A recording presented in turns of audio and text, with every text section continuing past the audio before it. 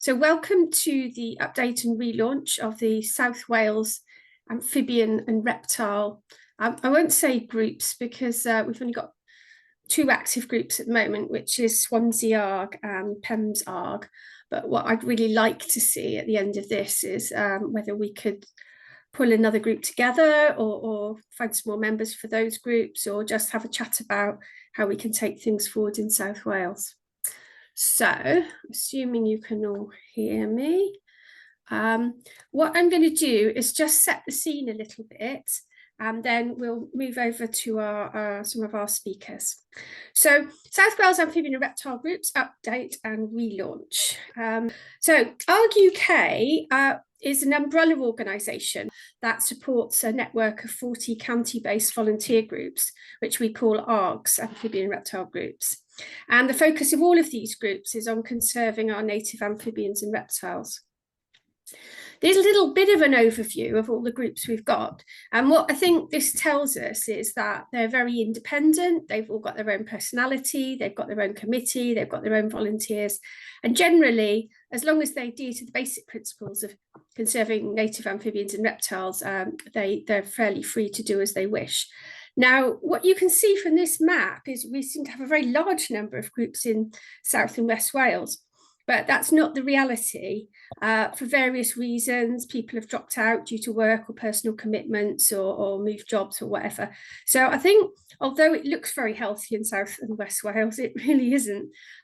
So the idea of tonight was to try and find out what was going on, what you guys want, what the volunteers are actually asking for, and try and meet that need. So this is, as I say, all of our amphibian and reptile groups share a passion for conserving our 13 native amphibians and reptiles. And they do that in all sorts of different ways. We don't prescribe what people do, but generally people can run events. We've got a group here putting a ladder in a drain in Warwickshire. We've got our Norfolk group there doing a reptile survey. And at the bottom, we've got our Lancashire group doing some habitat work for great crested newt. Another thing we get involved with, and I'm aware that Kathy's with us, but we support the toad patrols, I think we should say. So although toad patrol, the Toads on Roads is a Froglife project, what we try and do is, again, where the volunteers want to be involved, we support that process. So essentially what toad patrols are where volunteers patrol roadside verges from dusk onwards and warm and wet spring nights, collecting toads and other amphibians and transferring them safely across the road to allow them to reach their breeding spawning ponds. And the nice thing about the toad patrols is a way in for what I would say is ordinary people. So these are people that might come home from work and would otherwise have their tea and watch television for a little bit. But no, they put on their boots and their high-vis jacket and they go out to save amphibians. I've tried to put some Wales interest in wherever I can. This is Dr. Bainan. This is very interesting. Pete will talk to us in a little bit, but Pete Hill put some very large ponds in on Dr. Bainan's bug farm in Pembrokeshire, and lo and behold, the toads arrived, and then lo and behold, we had a toad patrol crisis. So there's Sarah out collecting toads on a warm, wet night. So it does show that these things can happen anywhere, they can change in time, and it's a really nice way, we're finding, to get to know people and to get a group together and just to talk amphibians and reptiles. So this is another community project, which is restoring sustainable drainage systems, or SUDS. Again, this is quite a specific activity, but it's specific particularly to new estates where these are in Scotland, where SUDS ponds have been put in. They've become full of litter and rubbish and choked up and generally quite unpleasant. And local communities are often the first to notice that there's a problem. And in this case, local communities are happy to come together, in this case under Tayside ARG and the Friends of Angus Herpetofauna, and try and clean these ponds out and make them a bit healthier. Another activity that the Friends of Angus Herpetofauna have led on is creating these amphibian drain ladders. And this is, again, something people notice sometimes when they're toad patrolling, sometimes at other times, that during the spring, amphibians are becoming trapped in these the storm drains, trapped like a giant pitfall trap. And once they're stuck in there, they cannot get out. So again, where amphibian crossing coincides with drains, we've supported local groups to put these drain ladders in, and they've proven very successful for saving the animals. Practical habitat restoration. We'll talk a little bit more about this, but this is a core activity for most of our groups. We've got the Somerset group at the bottom, restoring dew ponds, in fact, on the Mendip Hills. These turn out to be very important for great crested newts and important for maintaining a meta-population of great crested newts. And the volunteers got a lottery grant, and then were able to go ahead and clear out these old, sometimes cart washing ponds or farm ponds or all sorts of ponds, but they've sort of performed a valuable role, partly in restoring ponds for amphibians and partly for restoring our national heritage. In the top left, I think we've got some of our Wales volunteers in that picture. This is a group restoring a landscape for sand lizards and natterjack toads up in Sefton Close, something very close to our heart. We have North Merseyside Amphibian and Reptile Group who do a lot for these two species. And we had a bit of a crisis where a lot of the sites were becoming overgrown and scrubbed up, and we got these sort of work parties to go out and clear the habitat for them. And on the right, we're back to Pembrokeshire. These are children planting hedges onto hedge banks, I'll say this, to support adders moving through the landscape. So another thing we do is like a three-legged stool. We do management, habitat work. We reach out, we do public outreach and education. So these again is a sample of some of our groups. We've got Crag on the top left there. As a public event, we quite often attend other people's events, and it gives us a chance to see a larger sector or a different demographic than we'd perhaps normally come across. At the bottom, that's Oxfordshire Amphibian and Reptile Group in the museum, again showing off our animals. And on the right, our Cannock Chase Adder Conservation Project. Here we actually set up outside the visitor centre. This was our own event, and we encouraged members of the public to drop in, and we told them all about adders. And Kevin here took them out on a guided walk, and they were lucky enough to see one. So another thing we often do as part of our outreach and education is training and hands-on engagement. And we run training courses, we run them for the general public, but we also run them for the volunteers, we run them for whoever wants them really. And occasionally we even run them for the professionals. So the lady on the top right works for the National Trust in Pembrokeshire again, and we were able to take the rangers out and do some work with them, showing them how to find reptiles. At the bottom, we've got Sam. We're going to see a bit more of Sam in this talk. This is her Adders Are Amazing, which was really her baby, her brainchild. And here she is again at Dr. Bainan's bug farm, say it, doing some pond dipping with children and teaching them about amphibians. And on the bottom right, again, we've got another amphibian survey day. And again, we encourage children. They're the next generation, and they're the ones who are hopefully going to lead this planet out of the crisis we've got it into. And so it's really important we can engage them at this age. Recording and monitoring goes along with all the other things we do. It's kind of core to our activities, really. If you don't know what's there, how can you look after it? We have our own record pool, which is an online recording database. We've currently got over 64,000 records. What I really like about it is we've got nearly 18,000 recorders. So these are not just our key volunteers, they're not just professionals, it's literally everyone. I remember a really nice record, which was a strange one, from a Dutch couple that were on holiday in Pembrokeshire, and they'd seen this large snake with a brown zigzag on its back, basking on the toilet steps by the beach, by the car park. So they put that one in, and I was able to confirm that yes, indeed, it was an adder. But it's been a really important means of outreach as well as of collecting records, and we're very proud to have so many records and so many recorders. Another area we've become more involved with, this is actually another project that Froglife are involved with, I think. Yes, they are. They've got their logo there. So this is the Garden Wildlife Health Project. We've tried to support that as much as we can. Again, they got a lot of submissions from gardens, for birds, for hedgehogs and all the rest of it, but they were very light on amphibians and reptiles. So we've been able to collect collect, where reptiles have deceased under unusual circumstances. We've been able to get on the case and motivate people to send the bodies to ZSL for post-mortem. And that's revealing quite a lot about the status of our amphibians and reptiles and the general health, as well as monitoring for diseases such as chytrid, ranavirus, and snake fungal disease. So part of what we also do, our advice notes, I've not put these in, but we always recommend that people maintain a top level of biosecurity, particularly when handling amphibians. And here you can see our Cambridge and Peterborough group are actually swabbing midwife toads to see if they've got chytrid, as well as doing some genetics on them. So I'm on to projects. I've picked this one because it is our Welsh project, or was our Welsh project. This ran from 2018 and 2019.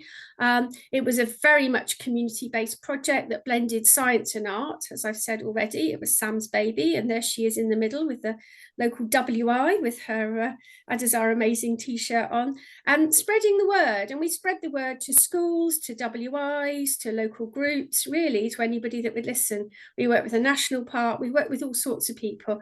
So it's the first big project that we ran. We were lucky to get funding from Welsh Government and the Leader Fund, and some support from Biodiversity Solutions as well. So it was our first big project, and we were very proud of it. And we're very proud that we were able to have such a big reach and also to be quite as diverse as we were. So a little bit more about that. Obviously, if I go back again to recording, very much about what we're about, we did a lot of survey and mapping. We mapped adders, and we also looked for other amphibians and reptiles in Pembrokeshire. And this is an adder on the beach, I think. So you have coastal adders in Pembrokeshire, which we don't have in Oxfordshire. And this is a group of volunteers out searching. And then at the top, this is Sam again, enthusing the next generation with some pond dipping. As I say, it was an unusual project, and we did some very unique things. One of the unique things we did was we worked with the Stitchy Witches, who are based in Solva in Pembrokeshire again, and they collected plant material from hedgerows and all sorts of places, and they boiled it up to make dyes, and they dyed fabrics to make this amazing adder quilt. And that adder quilt has become a real champion. It's become a real ambassador for adders. I take it out whenever I can. It's living with me at the moment, but it's always available to move back to Wales if it feels the need. And it provokes people to ask questions. What's going on here? What are the adders? What are the other creatures? And it's just a beautiful thing. Another aspect that Sam again pioneered was working with professional artists and school children. So what we did here was we asked the school children to create these squares, which they did. And then the two gentlemen on the left, who are professional artists, then work with the children to work some of the squares up into this incredible mural. And what I really love about this mural is the one with the adder's eye, which is absolutely gorgeous looking out. There was a squid, and we let the kids sort of let their imagination run free. But on the left, what you can see is a very interesting thing where they've superimposed the Welsh landscape with the zigzag of the adder. And that, I think, made a very successful, slightly more abstract mural. Back to our habitat work, of course, we do that. We've got volunteers here again in Solva and on the St David's Peninsula, clearing scrub to allow for basking for adders. I think we've got a wall underneath all of that vegetation, and that's an important structure for hibernating adders. And again, here we've had groups with children and with the volunteers planting up the traditional Welsh hedge banks with hedging whips to try and recreate the hedgerow. And that will allow the adders to move through the landscape. And already we've got evidence of this. Nigel Hand has done some radio tracking with adders on Stromble on the Pembrokeshire coast, and as a part of that he found that male adders did use these hedge banks to move around the landscape searching for females. So we believe this is a very positive way forward, and that even though these were tiny whips and tiny people planting them, in my case anyway, we hope they'll have a big impact in the years to come. So that's Adders Are Amazing. That's really where I come to an end for Wales. ARG UK is not, apart from supporting our local groups, we've not had any more projects since then. So we're going to hand over now to others who have got projects, and they can tell us what they've been doing. So I'm going to stop the share. Peter Hill, come in, Hello, Peter Angela. Hill. How are you doing? It's all yours. I'm going to shut up and let you take the floor, as it were. Thanks, Angie. Um, yeah, what we're doing in South Wales, all kinds of stuff, really. So I know a few of you here, some of you I don't. So I'll tell you who I am. So I'm Pete Hill. Um, my father was a Welshman, but he was stationed in the army down in England. So I don't tell many people this, but I was born in England. And I spent a lot of time on the Southern Heaths, but I was pretty much responsible for starting off what was once called South and West Wales Amphibian and Reptile Group. And there we are. This is many years ago now. It's about 15 years ago. And my former colleague, Mark, on the far left. But the vast majority of the people were university students. And this is a bit of an issue, really, because their longevity is only as long as they're in university, obviously. So we needed more people than just university students. I was very clever not to be a committee member so that I didn't get involved in any of that. We found all the committee members so I could keep on working. But basically, we need more people, more inspiring people, just like Sam Kelly that Angie was talking about when she was in Pembrokeshire. She did a lot of motivating, and that's really important. So yeah, I was born down south and I grew up on the Southern Heaths and pretty much obsessed with amphibians and reptiles since I could walk and talk. Dug my first pole when I was 8, found my first sand lizard when I was 9, and not a lot's really changed. Everyone thought I'd grow out of it, and I haven't. I'm 55. I think I would have done by now. There's a little book if you're interested in finding out more about the lives of lizards. It's old. It was done in the 50s. A lot of it's outdated, but if you want to know about behavior of lizards, it remains unsurpassed. It's absolutely superb descriptions of the behavior. I used to take it out with me as a 9-year-old, and I thoroughly recommend it if you get it on Amazon, I believe you can get it. Yeah, always digging ponds. This is my garden pond, so I haven't stopped doing it. It's a bit overgrown, but I like it like that because no one can get to it and bother anything. But that's in my garden, okay? So I work for Amphibian and Reptile Conservation. They've been going for a while. They used to be the Herpetological Conservation Trust, and then they had a bit of a rebrand. Yeah, focus on looking after amphibians and reptiles and the habitats. It's a great crested newt for you. The jewel in the crown is, I guess, their reserves, but this is mostly down in England. We're working on Welsh reserves. We've got some in North Wales, and I hope, can't say a lot about it at the moment because nothing's official. I hope we'll have our first South Wales reserve very soon. What did they get up to? Species reintroductions, the natterjack toad, northern pool frog, smooth snake, etc. So this is mostly England relevant, but North Wales also with the natterjack toads. But the sand lizard, the furthest south official reintroduction site is in North Ceredigion, just above Aberystwyth, somewhere I know really well. And then, of course, we've got unofficial reintroductions. There's 2 in gorilla rewilding, there's 2 in Anglesey, and we've got another one in South Wales as well. So that's my domain. That's Innislas I was just telling you about. I spend a lot of time on sand dunes when I'm not digging ponds. And this site is superb. It's one of the few sites in Wales where you've got all 5 reptile species, everything apart from the smooth snake, which doesn't occur in Wales. Yep, that's the sand lizard reintroduction in progress. So captive bred lizards. The star breeders are also keen ARG volunteers, I think members of Merseyside Amphibian Reptile Group that Angie spoke about earlier. So what we get up to in South Wales, pretty much everything. These are old pictures from previous projects. We've had quite a run of externally funded projects, and I'm really pleased to say that now I'm core funded. So I'm not having to stick to project remits or anything, and we haven't got a lifespan. We're core funded. So we're going to have plenty. This has only recently happened. I'm just breaking the news now, really. about 2 months we've been core funded. I've been core funded. So there's going to be all kinds of opportunities for volunteering, and I get around all over South Wales, so I'll be keen for people to contact me if they want to. Lots of training courses, both online and face to face. Fraternising and hobnobbing with the media types. So we've got Yola Williams and Chris Packham are our patrons, and they carry a bit of weight and they can be really useful with communicating people too. We pumped out a fair amount of different literature, depending on the projects we're doing at the time. Lots of Welsh language stuff.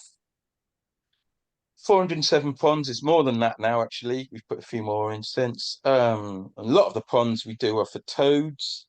Angie was talking about the issues with toads and roads. This is a male toad crossing the road, and you can see this demonstration as to why it is such an issue. You see the stance that male toad is in there?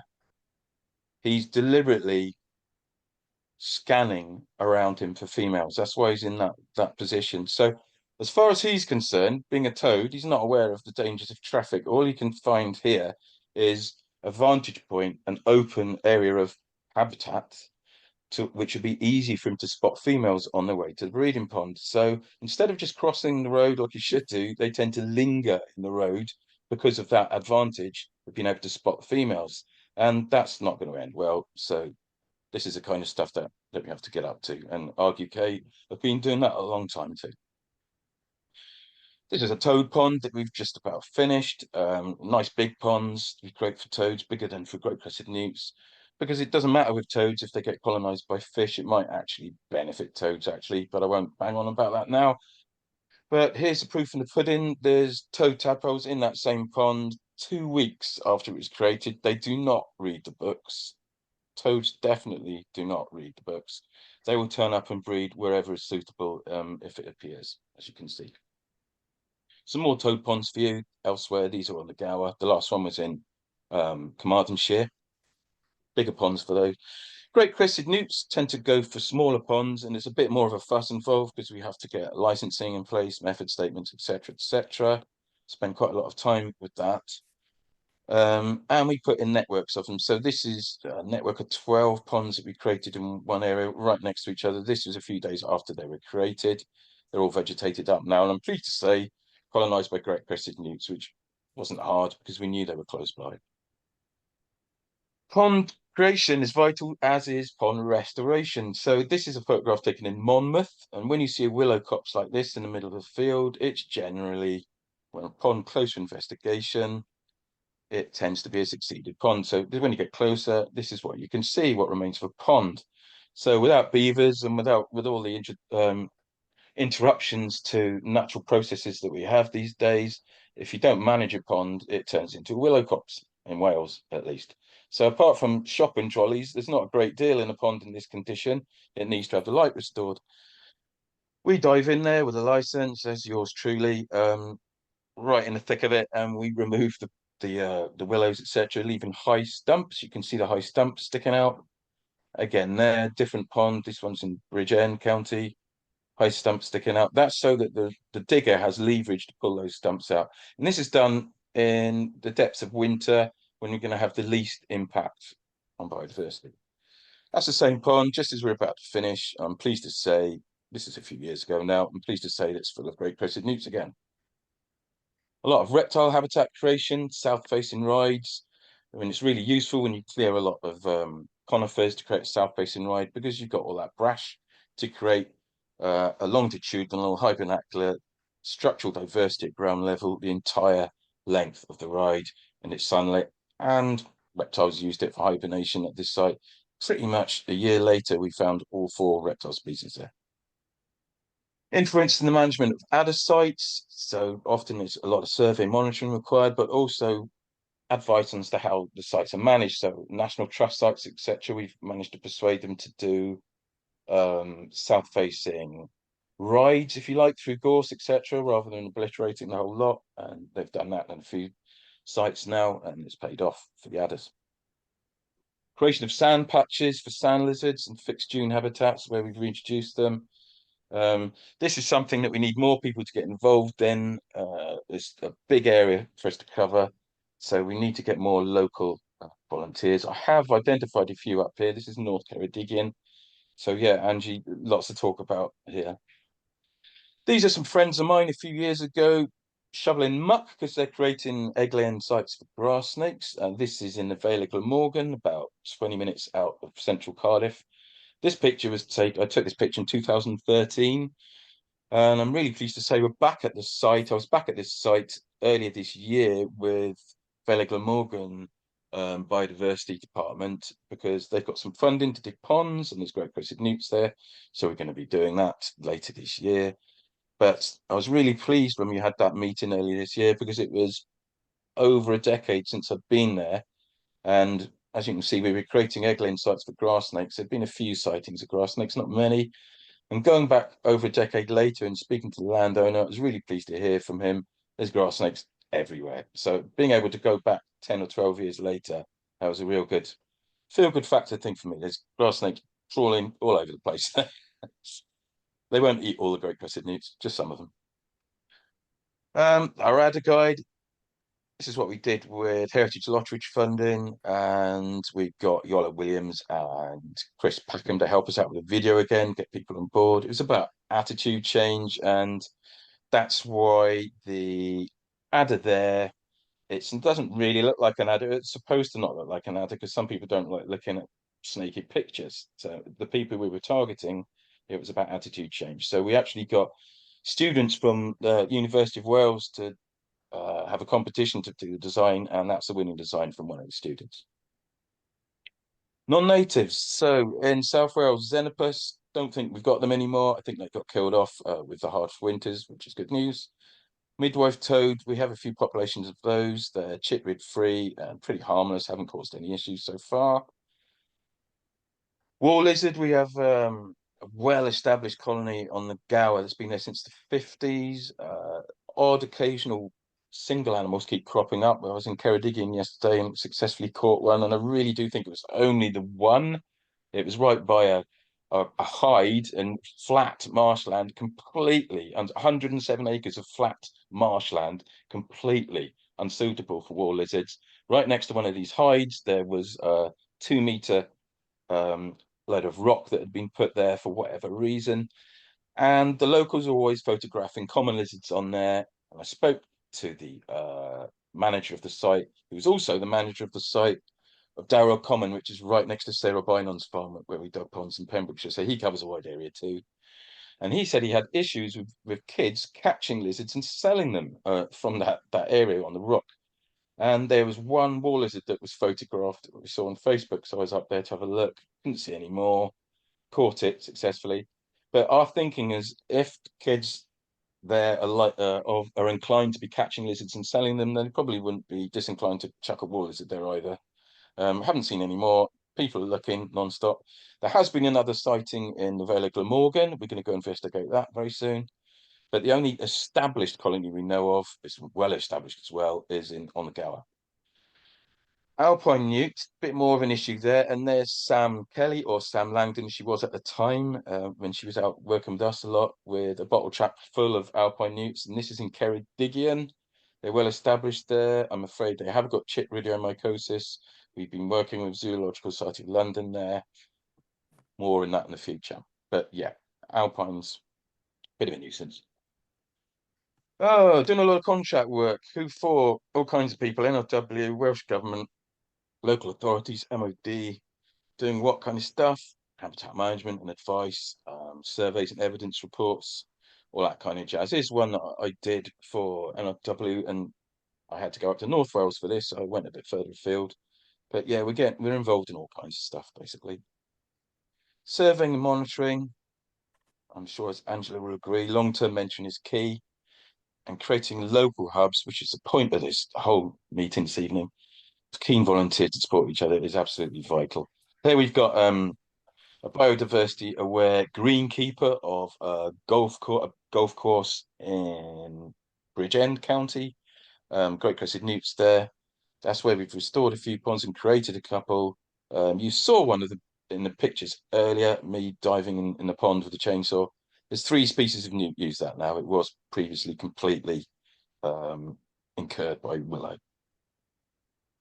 Yep. Sand lizard, we did a lot of training for reptile surveying. It's a bit different to surveying amphibians. They have to be a lot more stillness and quietness, basically, and a bit of patience. And quite often it's the surveyor who's being surveyed, as you can see in this picture. Before I go, I just think you should see a sand lizard using a cobweb as a hammock. There you go. That should cheer you up. This is photographed at this last. I love watching these animals, and to see him using a cobweb like that was great fun. From that vantage point, he was spotting other sand lizards. He left it twice to give a good seeing off to some other males while I sat there watching him. And you can see those blue scars around his face. That's where another one has recently had a grip around his head and had a bit of a punch up. So there's lots going on. Like I said, we're core funded now. All kinds of stuff that you could potentially get involved with. Lots of habitat management in the winter. I've spent a lot of time this summer doing license applications and method statements, paid work for various other projects. So we've got the Restore the Thor project in the Vale of Glamorgan. There's lots going on in the Vale of Glamorgan. Our Nature Neighbours project in Vale of Glamorgan, and they've paid us to get all the licensing ready, and we're going to be putting some ponds in, including at that site that I told you about earlier with grass snakes. And there's also the Fon Mon project that we did about 8 ponds we put in earlier on in the summer. So there's going to be lots of monitoring needed at all these sites, and lots to get involved in with habitat management as well. I'm not going to bang on much more about sand lizards and things because my colleague can tell you about that, Matt, with his project. And yeah, that's all I've got to say for now. That's my email. There's potentially lots that people can get involved with in the future, especially with our new situation of being core funded. So thanks for listening. I'll stop sharing now. There you go, Ange. Oh, hang on. Thanks, Pete. That's brilliant. Thank you. It's a very comprehensive overview. And you've been at it a long time. That's all I can say. Anyway, so on that note, over to Matt, who's not been at it quite so long. Do tell us, Matt. Tell us what you're up to. Of course. I'll just share my screen as well. Hang on. Thank you, Pete and Angela, for talking. It's super interesting. And thank you again for allowing me to talk during this event. I am Matt, so Matt Cooke, and I've been with ARG alongside Pete, so Amphibian and Reptile Conservation, since January. So I've only been in the role for about 7 or 8 months so far. But in that time, I've absolutely fallen in love with the work ARG is doing and with the work the local ARGs are doing. I've been absolutely blown away.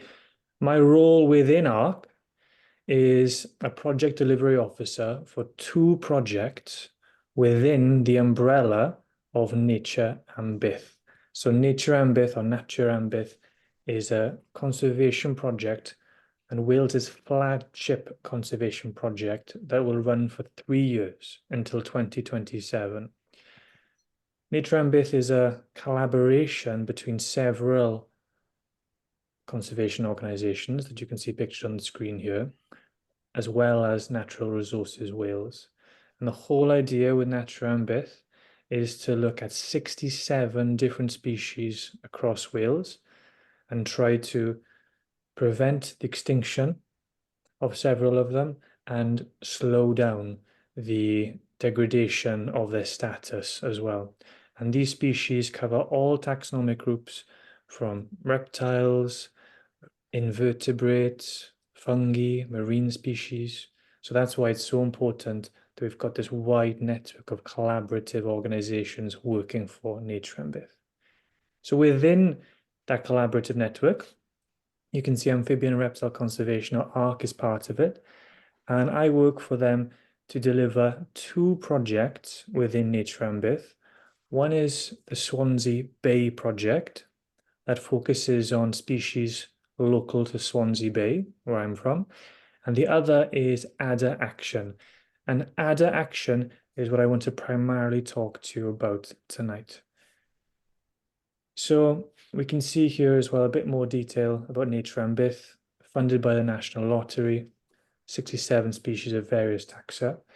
And adder action within Natur and Byth has 3 main objectives.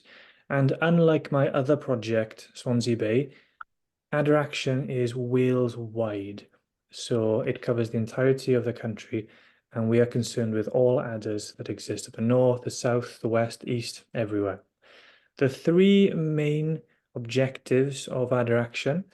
Initially, we want to improve our understanding of the distribution of Welsh adders across Wales.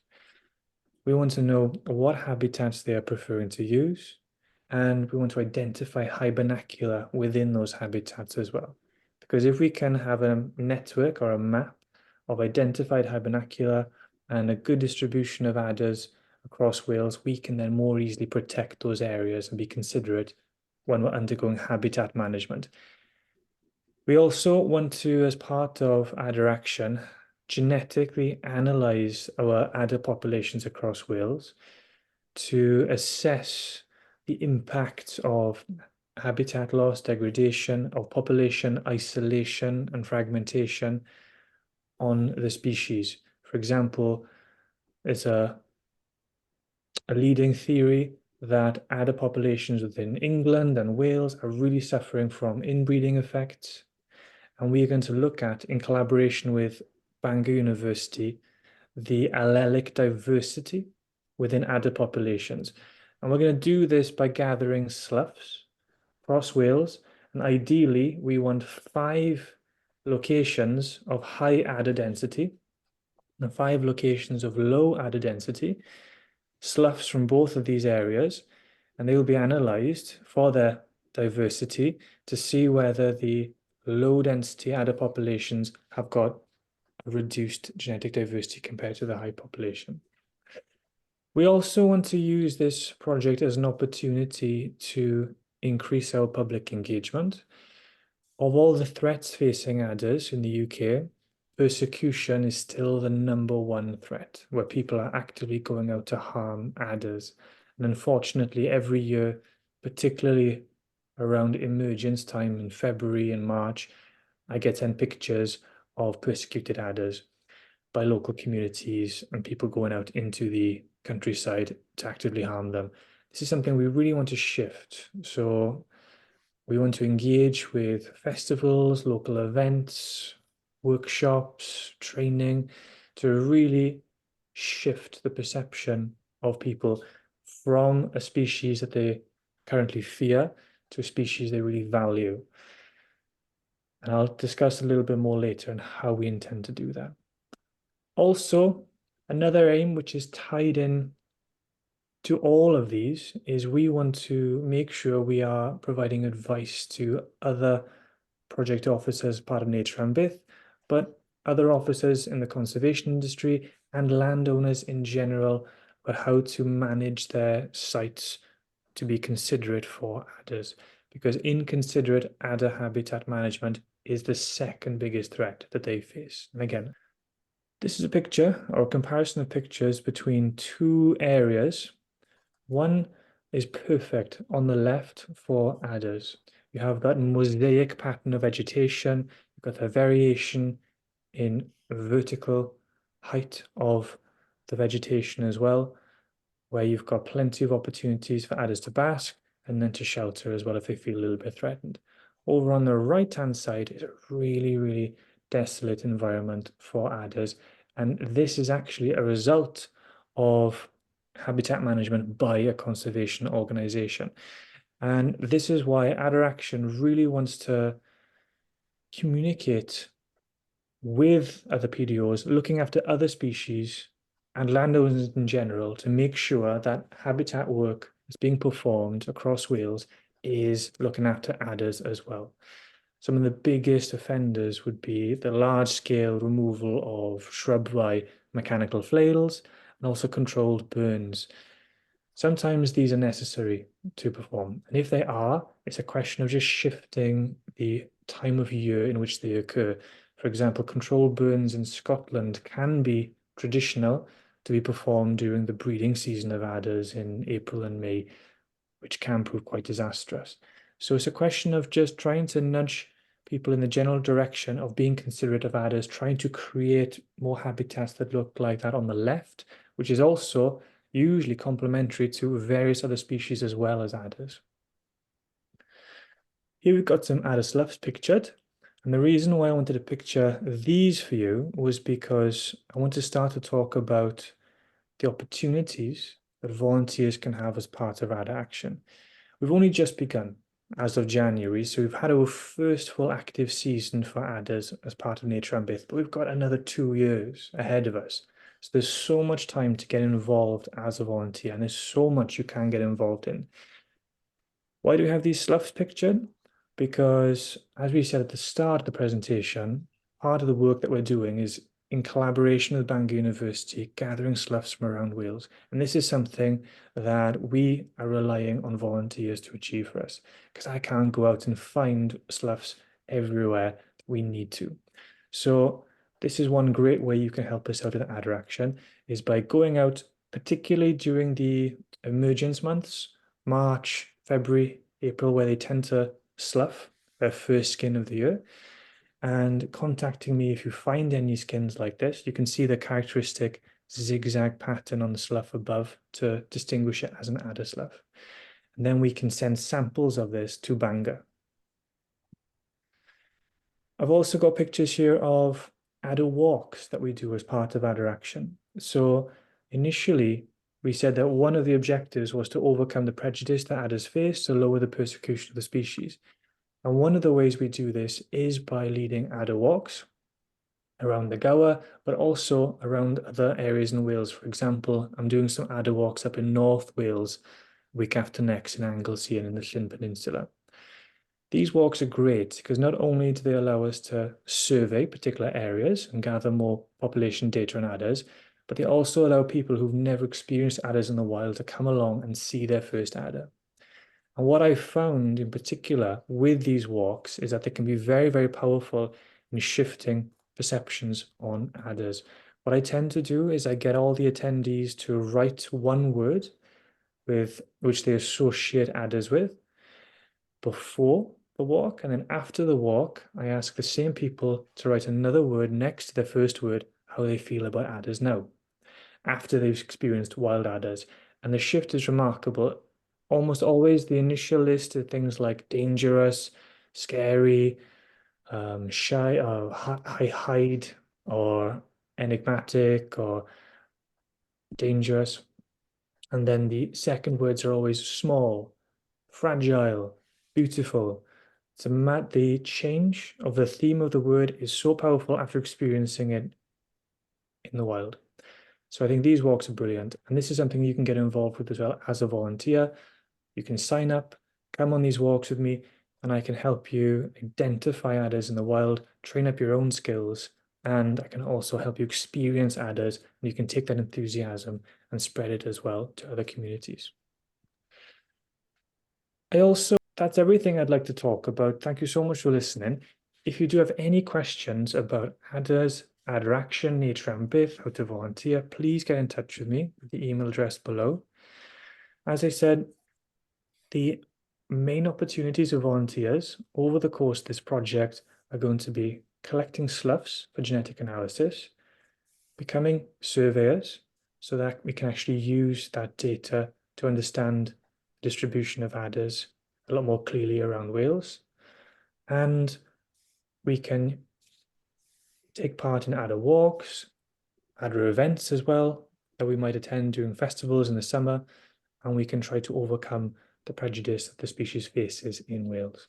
So thank you so much for listening. Please get in touch if you have any questions.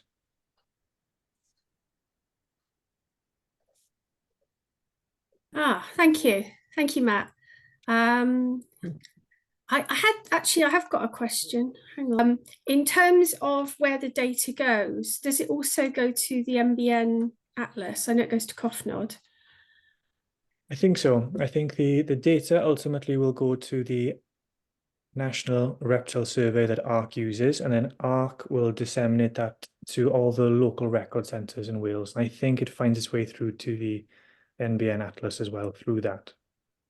Okay, no, it's just handy to know where where data goes. I think it's one of the things we often record without a clear idea of how the data is going to be used. And I think increasingly there's an awareness that people like to be thanked as well. But it's nice to know that your efforts, where it's going, what it's being used for. But okay, so thank you very much, Matt. It was really interesting, very good overview of a fantastic project you're involved with. Now, I want to invite... And it's Pete, just to say it does go through to NBN Gateway. I just had to check up. It does go through. Oh, okay, that's fine. But obviously NBN Atlas is the single sort of big collecting pot for the whole of the British Isles. Kathy, if Kathy's there, I'm going to invite Kathy Wormald, who's CEO of Froglife, and she's going to talk about, I think it's a prospective project that Froglife are going to float in the South Wales area. So over to you, Kathy. Hi, everybody. I haven't got a presentation because, as Angela says, it's a prospective project, and therefore more difficult to put into a presentation, but I'm going to speak you through it. But firstly, just to give you a bit of background to Froglife. Froglife is a national reptile and amphibian conservation organisation. As you might tell by my accent, before I go any further, I come from further south than probably most of you do. I hail from South Africa, and I grew up in semi-Sahel conditions. And the first time I saw frogs was also the first time I saw rain. And I was about 5 years old, and it rained for the first time, and all these frogs suddenly appeared. And it was very many years later that I learned through David Attenborough that they just live underground until it rains, and then they suddenly emerge. But as a child, I could not understand where all these frogs had come from. And we talk about toads and roads.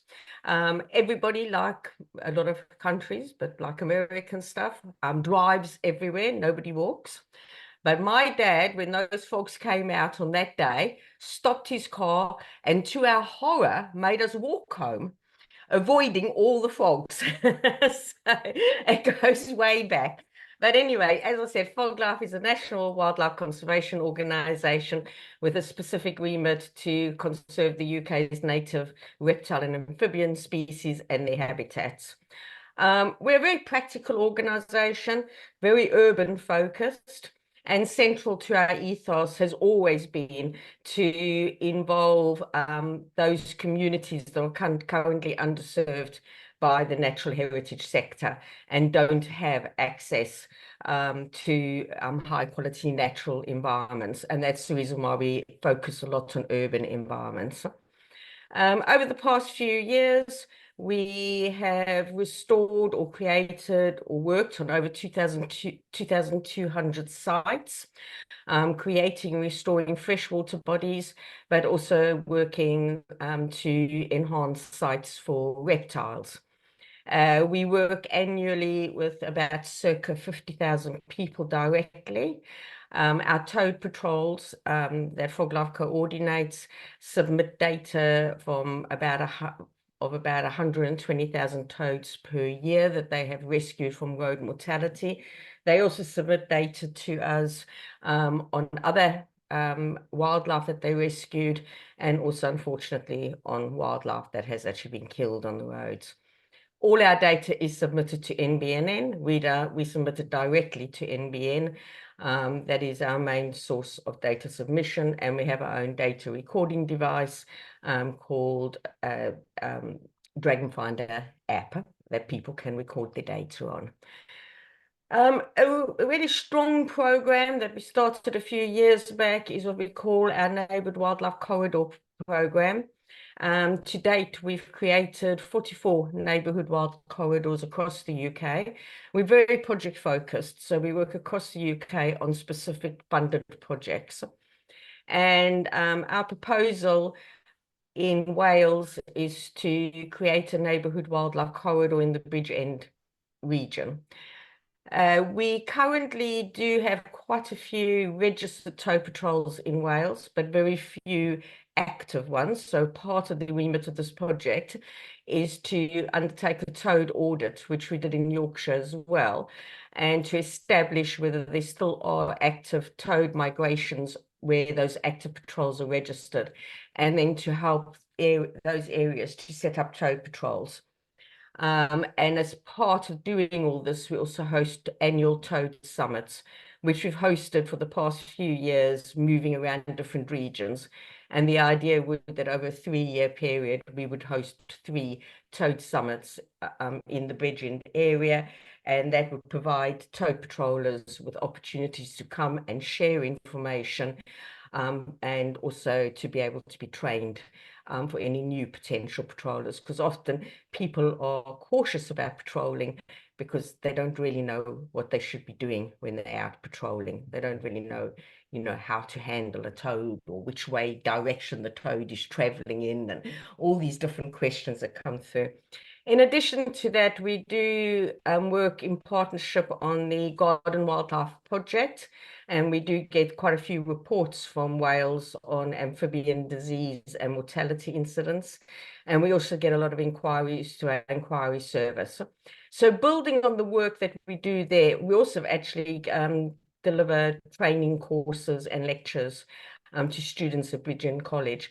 So building on all that work, this project will be creating and restoring ponds through a neighborhood. So these are more smaller ponds. They're working in schools, community allotments, community gardens, and also sometimes in domestic gardens, creating a corridor of wetland habitats. And as an example of this, we have currently got a project that is operating in London that's working along the 54-mile London Green walking route in South London.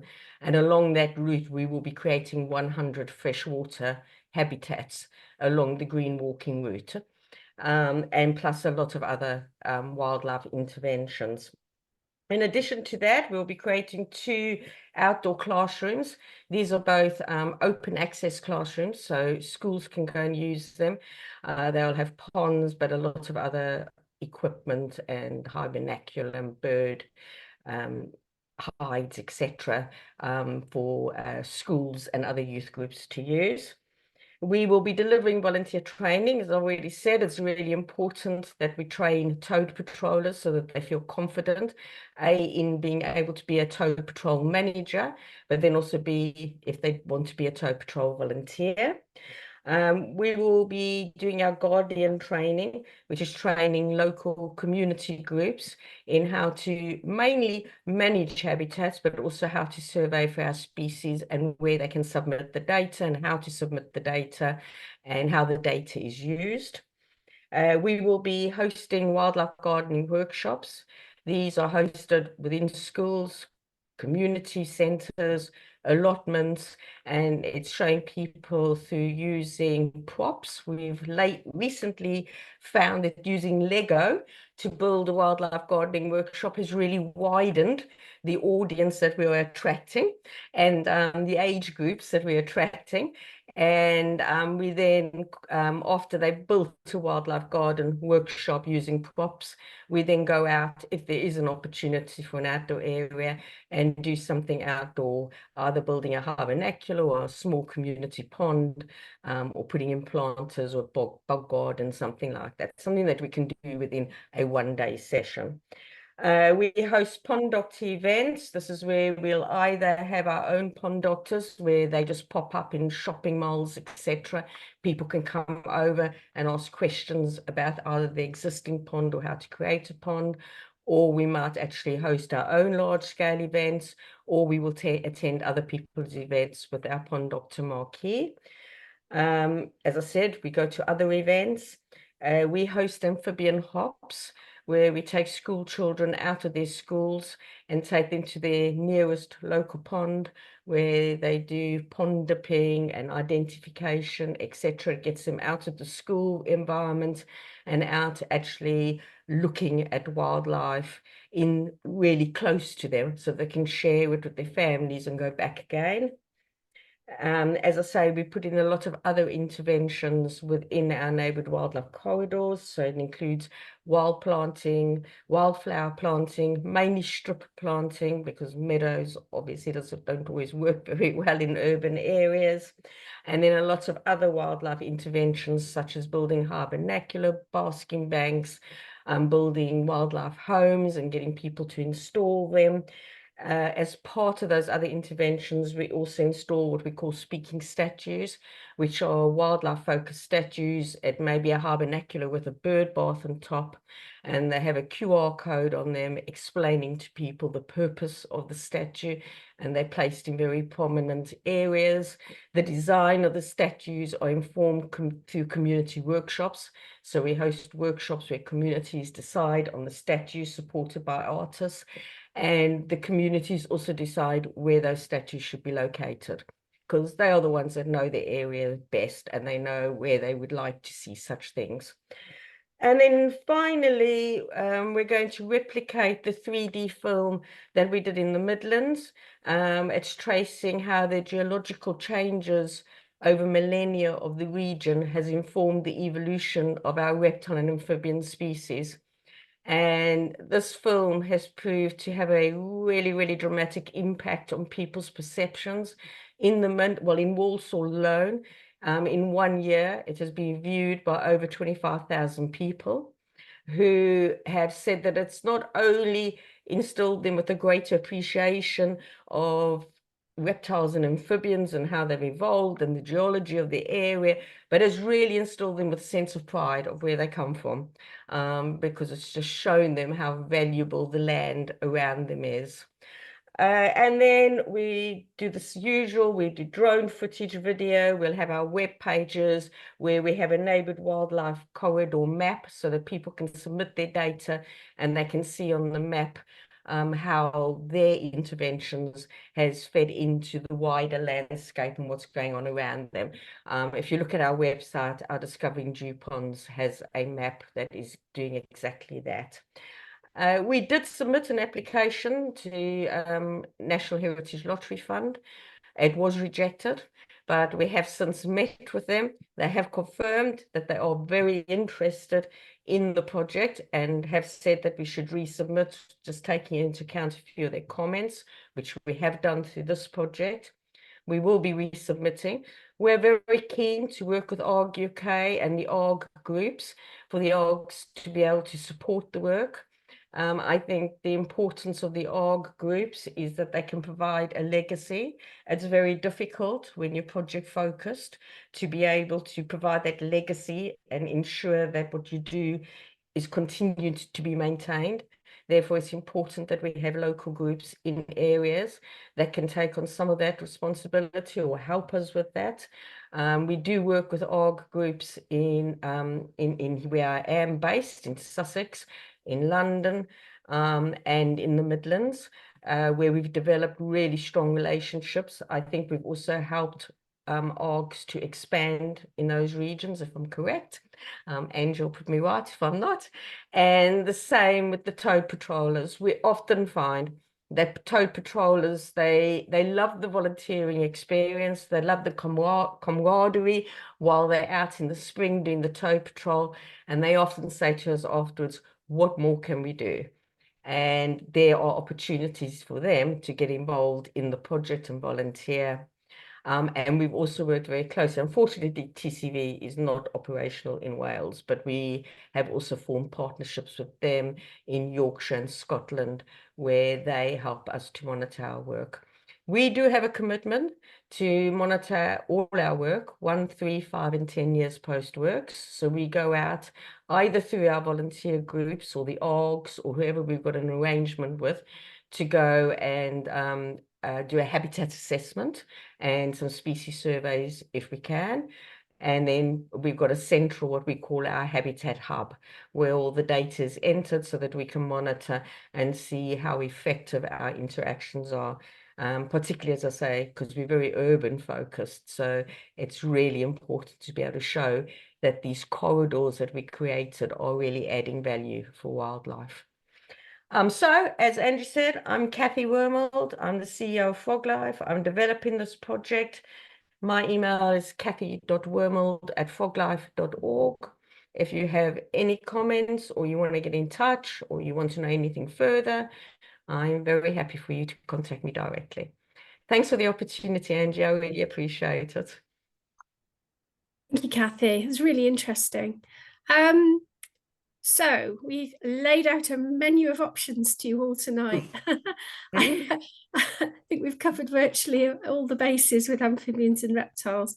I think my dream is always unity and cohesion. If there is a way in which we can somehow draw threads together, and so that volunteers are aware of the options and can go in whichever direction they want, that would make me happy. I slightly defer to Pete in Wales because he's the grand old father, even though you're younger than me, Pete. But you know, we've got a long-standing relationship, and I know you've done an immense amount over the years. So I think I do see you as a central figure. I think Kathy does as well, actually. So I think from all of our perspectives, it would be important and useful for protecting the animals that we find a way that we can pull together, and the synergy should be greater than the sum of the parts, as it were.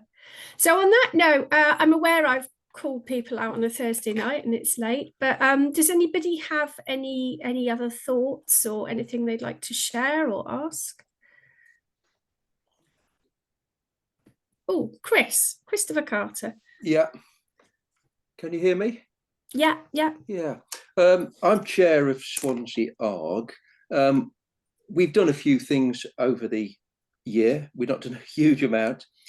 For example, a couple of our people have got involved with the toad patrols, and I think one person from our group has taken over one of the toad patrols. We've done a couple of walks. We've visited a few places like a community group in Craigcefn Park.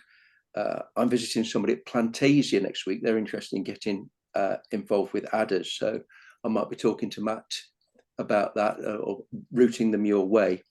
But we don't run any projects. We're not the wherewithal to run projects, and you know we're never going to dig any ponds.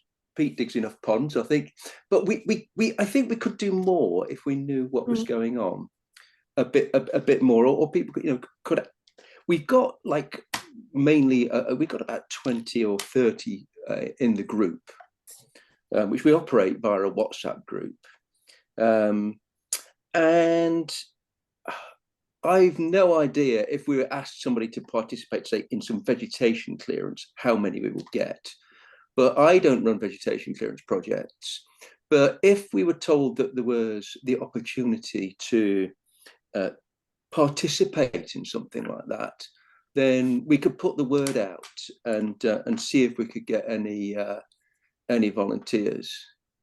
So what I think we do at the moment is we kind of act like a bit of glue, and you, Angie, send some people to us to answer some questions and what have you. But we could probably do a bit more if anybody needed any help, and it might be that some people come and ask us to do something and we can't, but you can but ask. So I think that's the sort of thing I'm thinking of. And in our group, it's a Swansea group, but we do have members on the WhatsApp group who are beyond our borders, basically, but we're not impinging on anybody else's borders because, there aren't any neighbouring ARGs. So I know we've got one or two people in Bridgend who would be, we on our group, and people outside of the city and county of Swansea. But I guess that's okay. But yeah, I think that's what I wanted to say, really. Okay, Chris, thank you for your honesty as well. We did have a South. Pete set it up. We had just so what happened is, I think this is the history.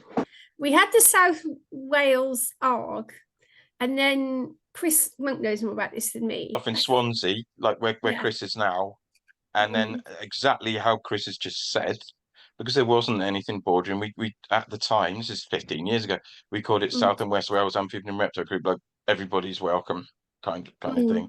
But it's great that Swansea's so strong. Pembrokeshire was strong, but without the driving force of Sam, it seems to have died a little.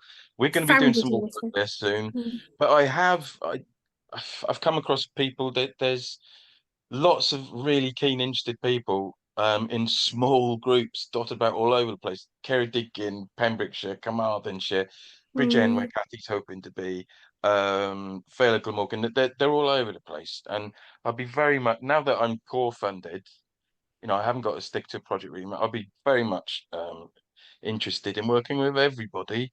Like Kathy's saying, they're very urban based. That's superb, especially if you do get that fund. I hope you do get that funding for Bridgend, for that corridor. I've identified a few people in that area. I'd be more than happy to put in touch with Kathy, and obviously you as well, Angela. So basically, through the years, I've identified people dotted about all over the place, but there's not enough of a cluster to form groups at the moment, if that's making any sense. I think that's where we went wrong. When I would say we went wrong, we went right, because we set up, we spawned lots of groups. The problem was that those the groups were too small. I think this is what we find with the ARGs. If you need, it needs like a carrying capacity. You need enough people to be a committee. And I'm sure Chris and Tom, both Swansea ARG, will agree with that. And I think when you fall below a certain number and that one individual feels that they're responsible for everything, then the whole group flags a bit, and then that drops off. And I suspect that's what's happened. But we also accept there are peaks and troughs, so that's something else we see. On the long term, things come and go. I don't think there's a merit in setting up South and West Wales ARG again. I think we've already tried it already. Yeah, it didn't work. I don't know why, but it didn't work. I don't know why it didn't work, but it didn't work. I think Swansea ARG have been really successful, actually. It's a big success story, and that a lot of that is down to you, Chris, actually. You've been very steady hand on the tiller there, and I'm very thankful for that. So you need key individuals, don't you? I mean, Chris is a superb example. Chris is a key individual in Swansea, and he's not a student, so he's not going to bugger off. He's staying here. So we need more Chris's dotted we do about need the more place. Chris's, clone Chris. So I think what we need is to somehow or other come up with a better mechanism for communication, so that when the Chris's come along, they don't feel unsupported. And I guess that's my role as coordinator of ARG UK. But I also, Pete, I think you are living in Wales. You're Welsh, apparently. Sometimes. And I think, you are another key figure here, particularly if you've now got this I don't know what you call it, permanency in your employment position.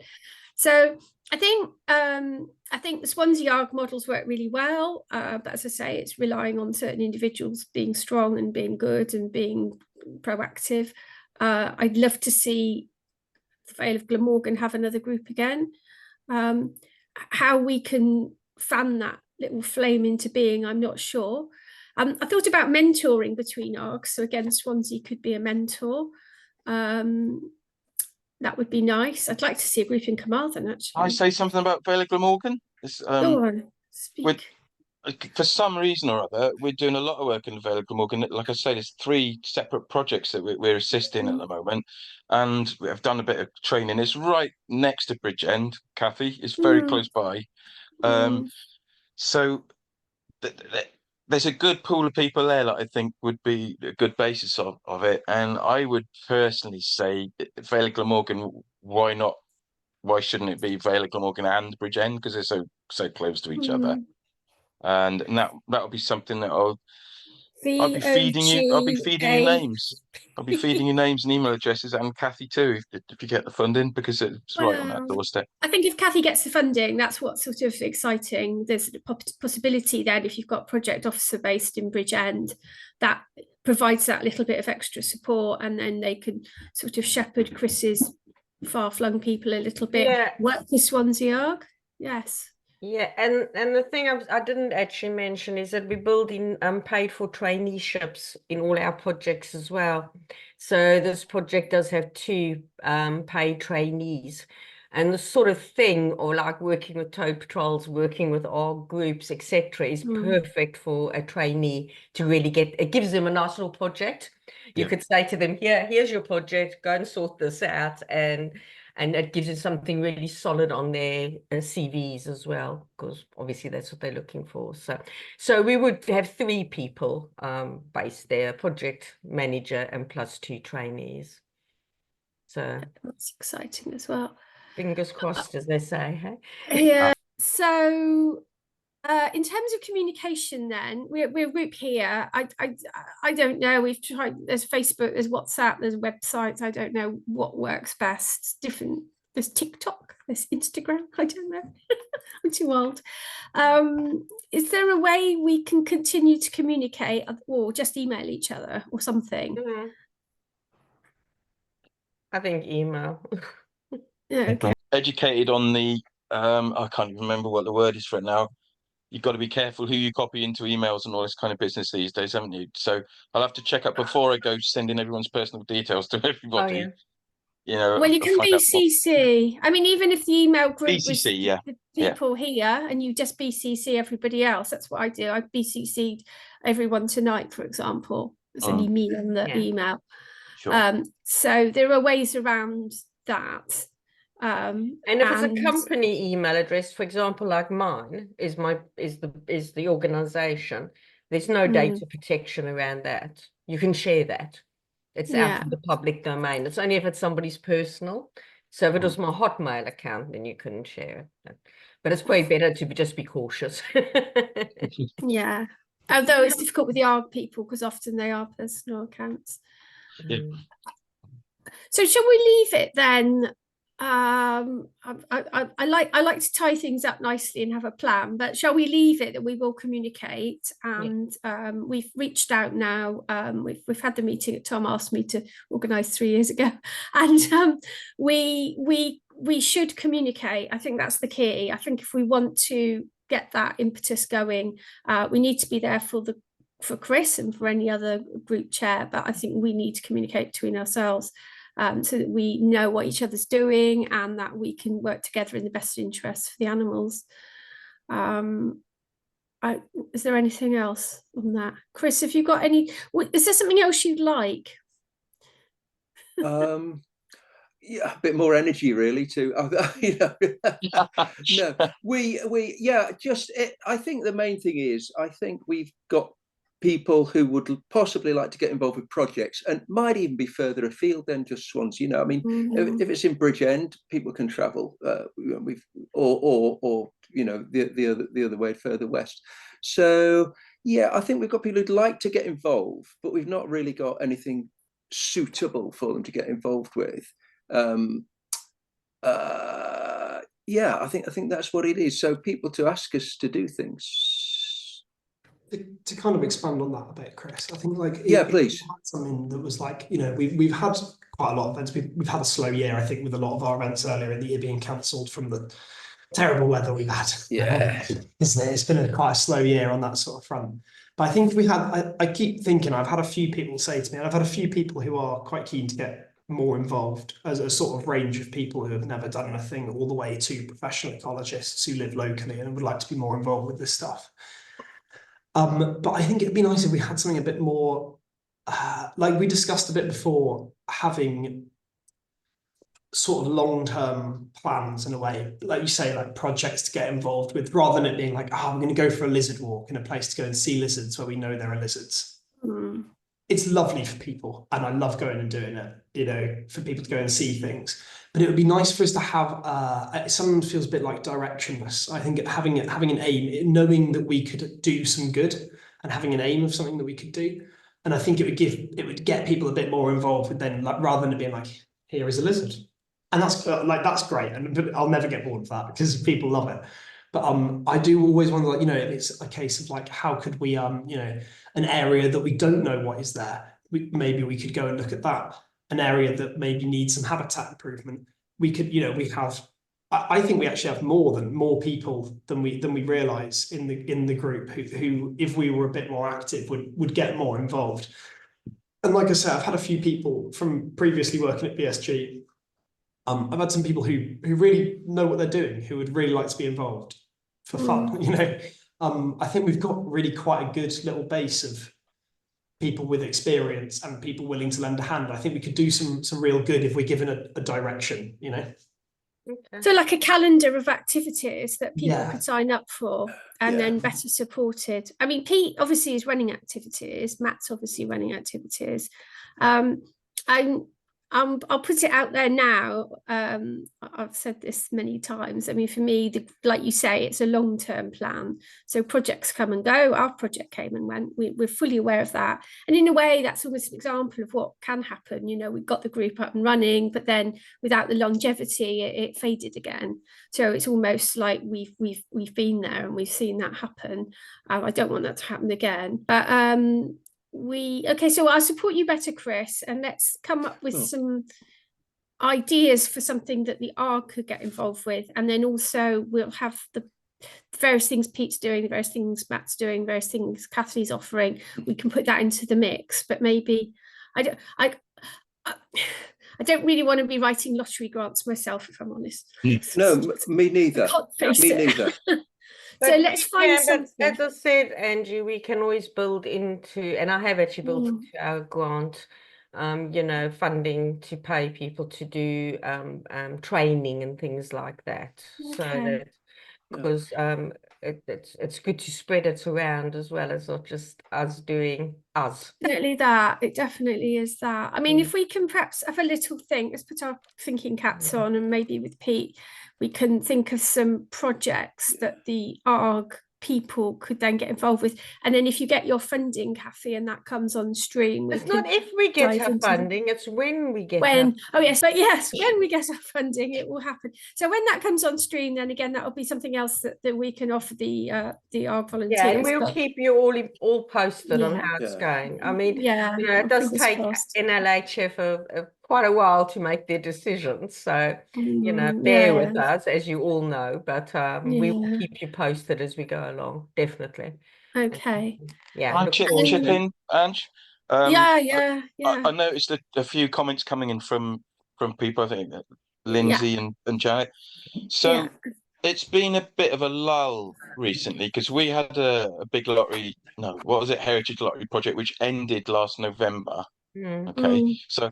And I've found there's a lot of stuff potentially going on. And so there will be a lot of stuff going on. And I won't be restricted by project remit.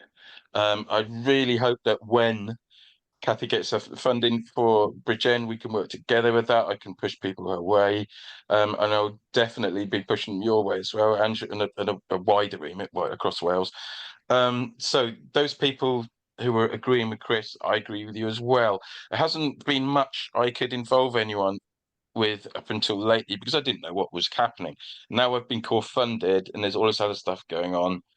I can't do it all. I've got absolutely no chance. I'm spread far too thin. We really do need help, reliable help.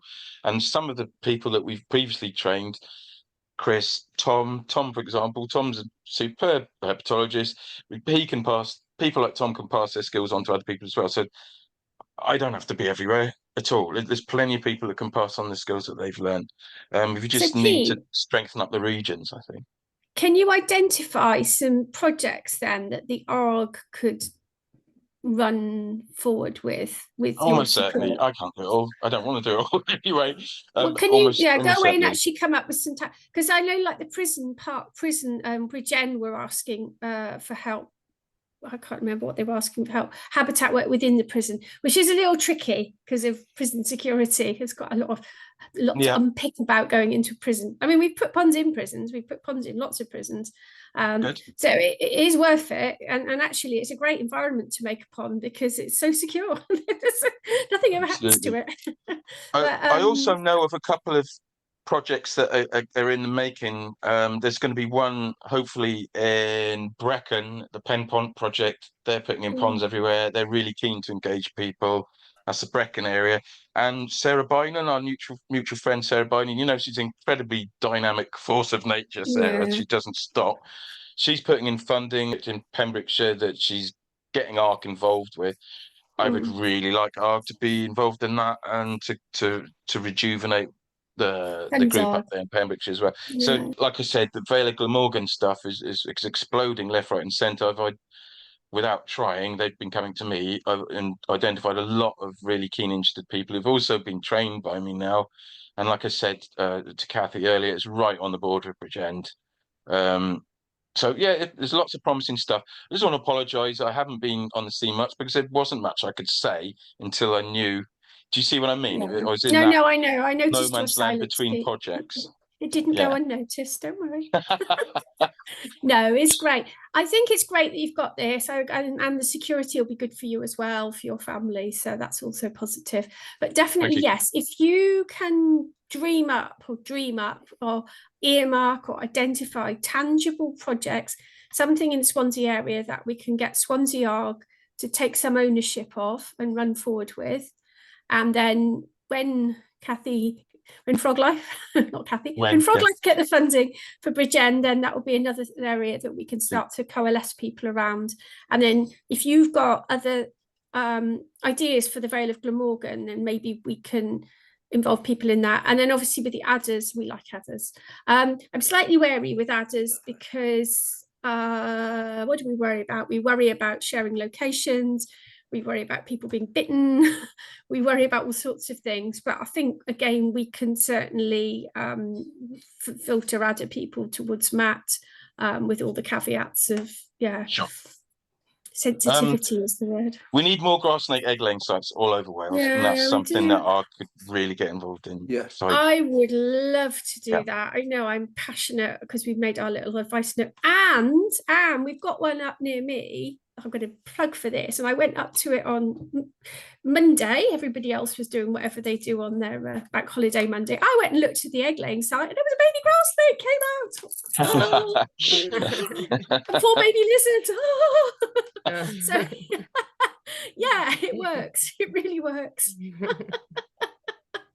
So maybe again, that could be something. Just one thing, you know, where you've got other sites in Wales, perhaps quite near Pete, perhaps in the Vale, or I don't know, even as far as Pembrokeshire. If there are projects ongoing, and there are, you know, either work days there or project reaches completion, I wouldn't mind taking a group along just to visit, if nothing else. I'm sure there'd be people who'd be interested in visiting, see what's happened, seeing what's been done. That'd be at least something we could do, you know. I'd say that's pretty essential, Chris. Pretty essential to get us like a taster, to get people interested and to see what's, you know, to get them involved to start off with, really, and then we could do more afterwards. So yeah, I'll be thinking about ideas for that as well. I'm sorry, I'm going to have to go. I've got a dog. No, that's fine. It's 9 o'clock. Mine are off now as well. Okay. But thank you so much, Angie, for organising this. It's been really useful, and I will keep everybody posted. Okay. Thank you, Kathy. Thank you, Pete. Thank you, Matt. My dog's barking as well. So I'm going to finish this. Thanks to everybody for all your help and support tonight. And let's look forward to a resurgence in South and West Wales. Yeah, let's do that. Cheers, then. Bye, everyone.